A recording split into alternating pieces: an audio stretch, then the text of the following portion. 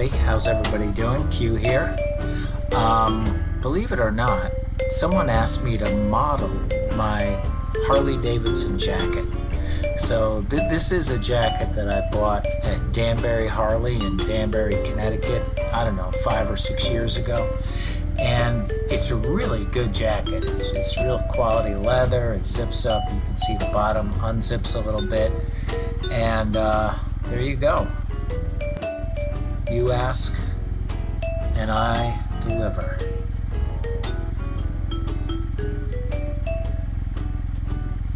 Ta-da! Oh, look at this. Hitch up those pants.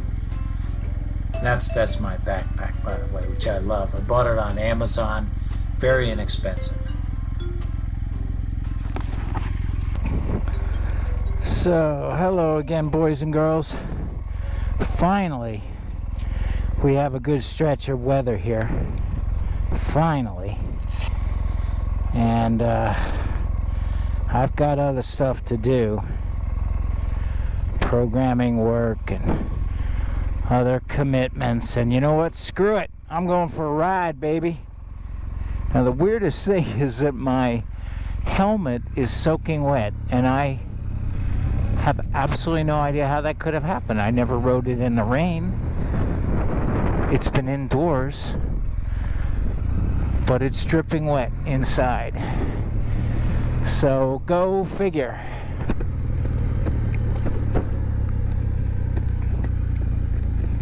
Make sure this guy closes properly.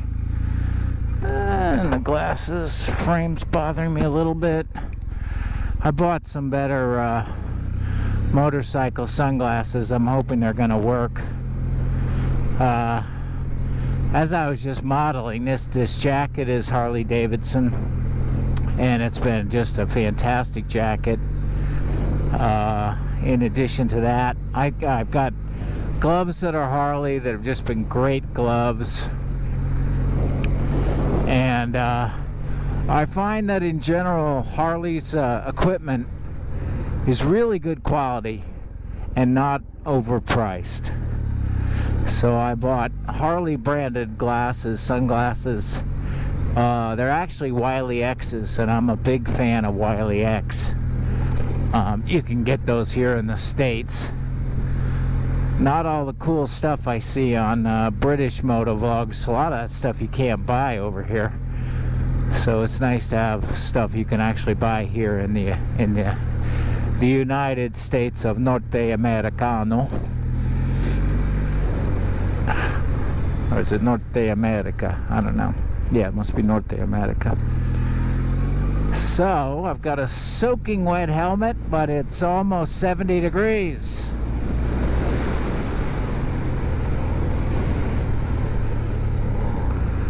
I have 538 miles on this thing, but I actually took advantage of the bad weather and I did my first oil change yesterday. And in typical my style, I totally screwed it up. As simple as an oil change, and I screwed it up. Oh, I didn't put my earplugs in, damn it. They were on top of this helmet. What do you think the chances are that they're still on top of this helmet? I'm thinking slim to none. Damn it, I really do want earplugs.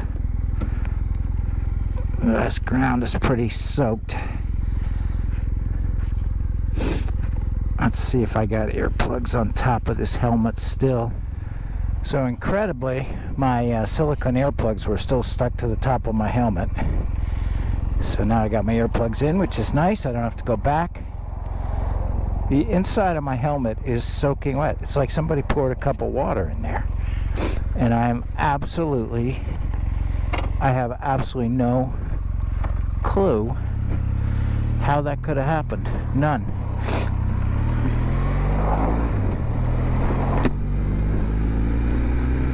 Very strange.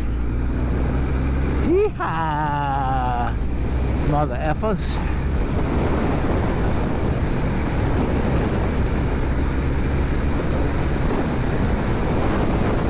Oh yeah, so I was telling you my oil change story. So I changed the oil. We're getting up to 600 miles, so I wanted to do the first one. Weather was crappy, so thought let's just get it done. And I buy 4 quarts of oil because I was pretty sure I heard that this bike takes 3.7.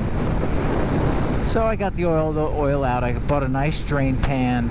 I had the right 17 millimeter wrench. I just had to use a big pair of pliers, plumber's pliers, and twist out the old oil filter. Anyway, I got it all back together, fill it up with, I put 3 quarts of oil in. It looked a little low, so I just went ahead and put the whole rest of the 4 quarts in. And I'm thinking to myself, you know, you really should go look at that manual again, double check how much oil this takes. And actually, with a filter change, it takes 3.1 quarts, and I put 4 quarts in. So then I had to go back out, put some gloves on, steal one of my wife's measuring cups, undo the drain plug at the bottom, and take out about 4 quarts of oil with the oil pouring over my hands, jamming the drain plug back in when I thought I had enough out. Now, I was smart enough to do that with the engine cold because I'm just trying to get oil out, so I wasn't, you know, burning myself with hot oil. But still, pretty damn stupid. Let's just go with pretty damn stupid. So I'll actually take a break here in a minute and look at that oil sight level and also check for leaks. My attempts to get the overflow oil out, I might have introduced a little bit of moisture into the oil, which of course isn't good. But I'm hoping a good spirited run here will boil off any water that's still in the oil.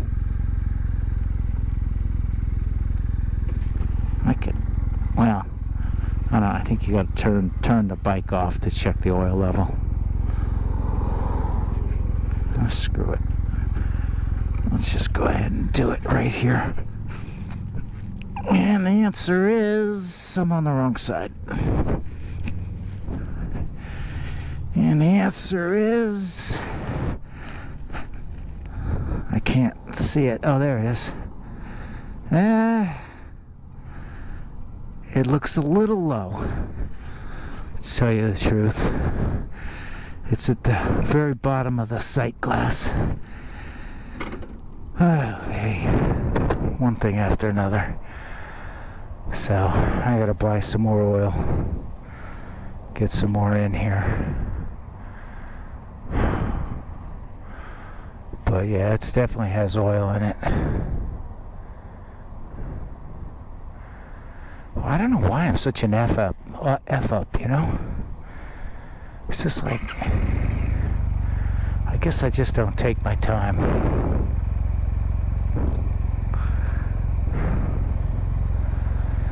And this interminable light here is the 501.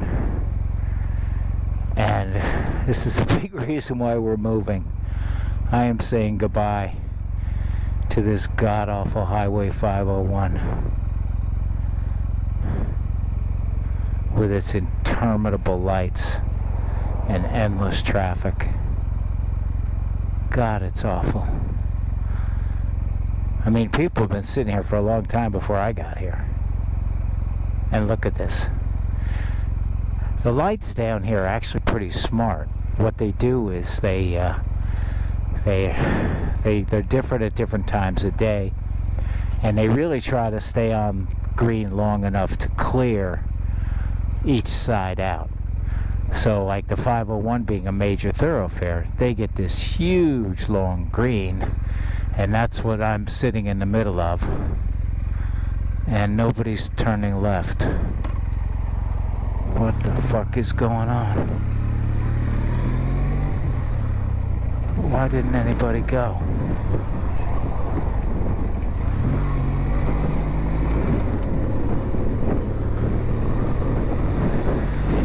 That was strange.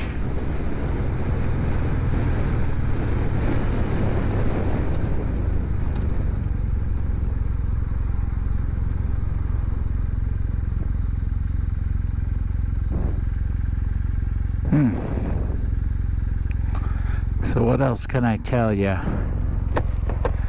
I'm looking at some good motorcycle boots. I've had these things for like 25 years.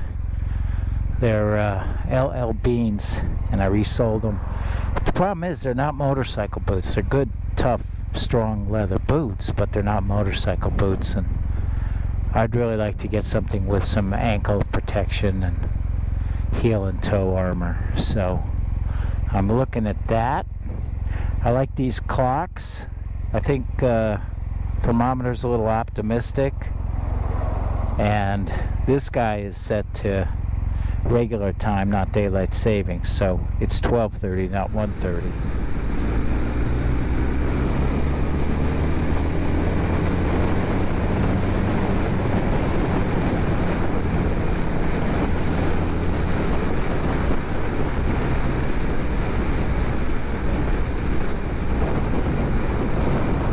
Slicing and dicing, baby. That's what motorcycles do.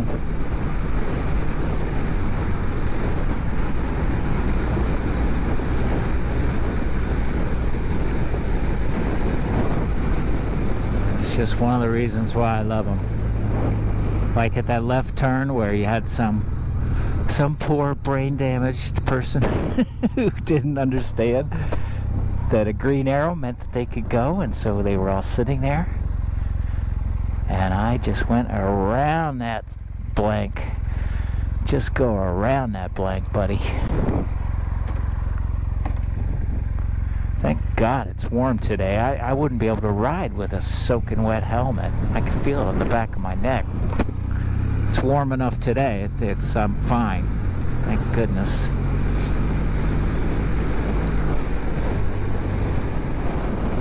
So, still love this bike, love everything about it. If you just want an authentic motorcycle experience, just the feeling of torque and speed, and the thing just looks gorgeous. The looks have really, really grown on me. Man.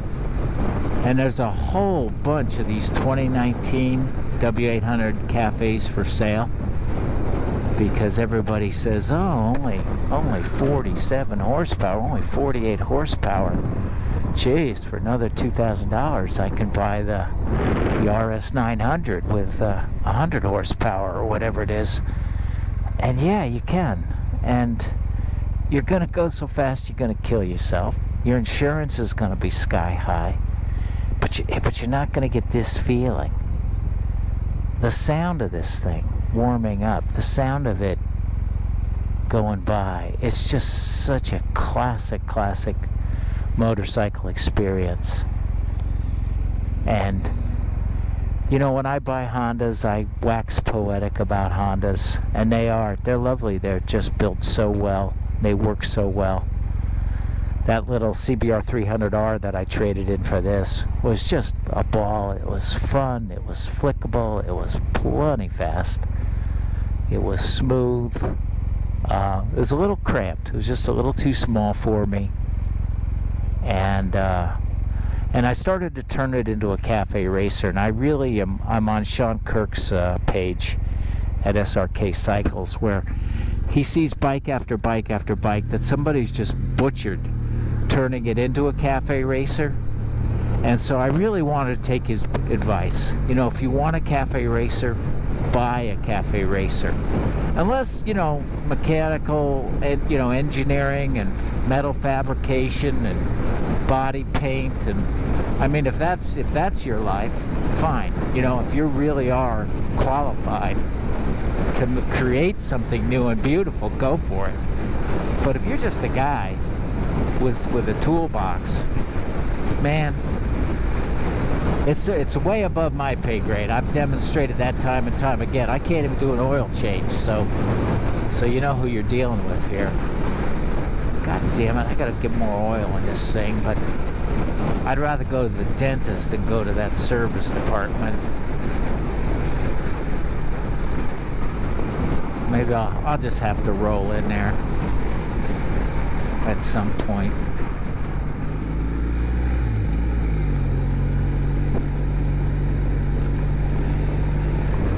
Yeah, this road is just a ball.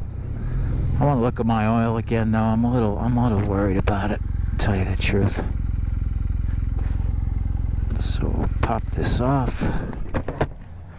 Let that settle for a minute. Yeah, this road is like a road to nowhere. It goes to a park and actually 2 parks, and that's it.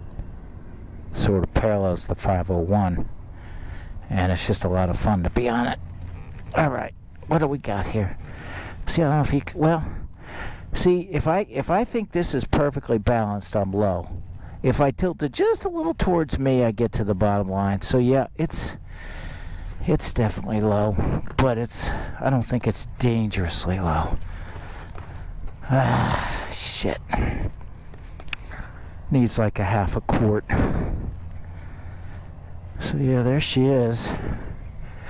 Pretty soon I'll be able to put this in a garage. Right now I just keep it in my I keep it on my porch under a roof with a cover on it. You know, let me change the aspect ratio on my camera to go wider. Okay, so now we're in super view. Now that I'm not modeling my jacket and jeans. So let's do a little run on this thing. Oh, God help me if I have to go in the red line.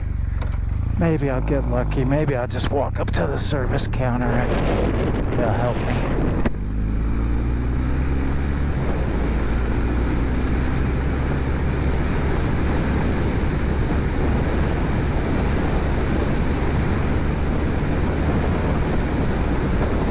Road closed.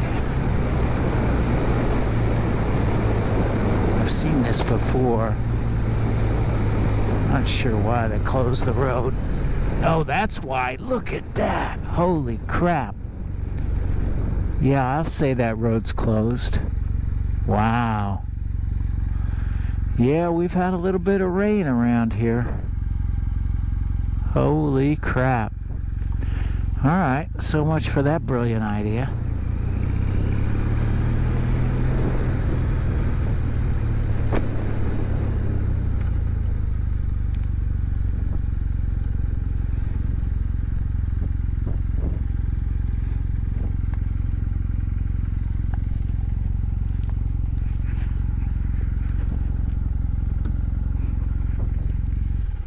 How you doing?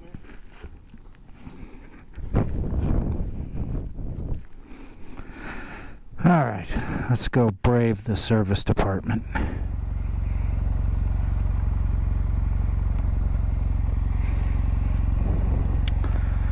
So, in typical South Carolina style, they had no 1040 synthetic motor oil in that entire store. You can't make it up. And the only synthetic motor oil they had, the only one, and they've got racks of oil in there, the only one, and I asked the counter guy, it's not like I missed it, was a Honda full synthetic 1030. So then I got to figure out what's better, oil, low oil, or mixing Honda and Kawasaki synthetic and adding a little 1030 to my 1040, and I bought the Honda. I'm gonna go put it like 1/3 of a quart in. I want the oil level right, and I think that's more important than matching the oil exactly. Obviously it's bad to mix synthetic with natural oil, organic oil, but these are both full synthetics. Honda and Kawasaki probably come from the same place. And 1030, you know, if I have 90% 1040 and 10% 1030, what that does is just thin the oil out a little bit.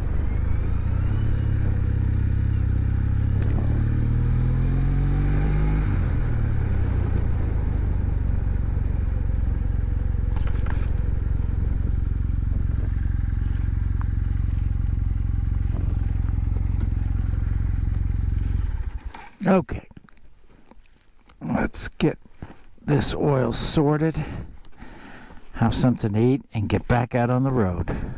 Bye for now, guys.